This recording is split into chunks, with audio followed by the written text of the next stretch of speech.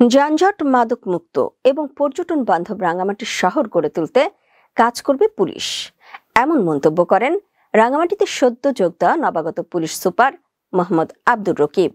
৩০ November সকালে police super কার্যালয়ে অনুষ্ঠিত সাংবাদিকদের সাথে মত বিনিময় সভায় তিনি একথা বলেন মাদক ব্যবসায়ীদের কোনো ছাড় নয়।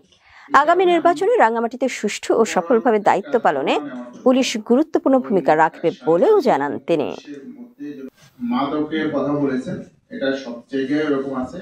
আমরা মাদকের যেসব জায়গায় মাদকের আড্ডা বা মাদকের স্পট বা মাদকের এরকম মিশ্রণ আছে, এটা নিয়ন্ত্রণ করার জন্য যা করণীয় এটা আমরা জেলা পুলিশের পক্ষ থেকে করব। আপনারা সহযোগিতা করবেন। আপনারা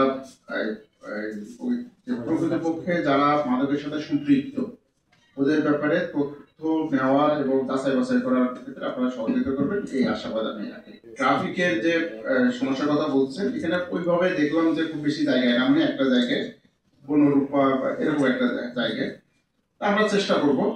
দেখবেন যে ইনশাল্লাহ ওখানে খুব দ্রুত এটা আমরা ওখানে যে ট্রাফিক যে সমস্যা, যানজটের যে সমস্যা, এই যানজটের সমস্যাটা সমাধান করার চেষ্টা করব।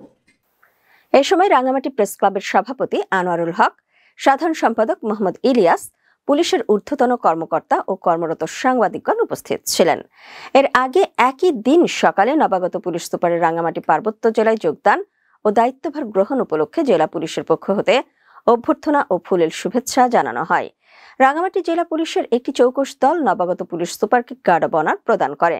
দায়িত্বভার গ্রহণ শেষে পুলিশ সুপার কার্যালয়ের সম্মেলন কক্ষে অত্র জেলার সকল সার্কেল অফিসার ইনচার্জ এবং অন্যান্য ইউনিট ইনচার্জদের সাথে অনুষ্ঠিত মত বিনিময় সভায় অংশগ্রহণ করেন। তিনি উপস্থিত অফিসারদের বক্তব্য মনোযোগ সহকারে শ্রবণ করেন এবং জেলা পুলিশের সার্বিক কার্যক্রমকে আরও গতিশীল করার লক্ষ্যে বিভিন্ন গুরুত্বপূর্ণ দিকে নির্দেশনা প্রদান করেন। উল্লেখ্য, নবাগত police super Mohammad Abdur Rakib PPM মহোদয় 25তম বিসিএস ব্যাচের কর্মকর্তা। তিনি রাঙামাটি পার্বত্য জেলার 48তম পুলিশ সুপার হিসেবে দায়িত্বভার গ্রহণ করেন।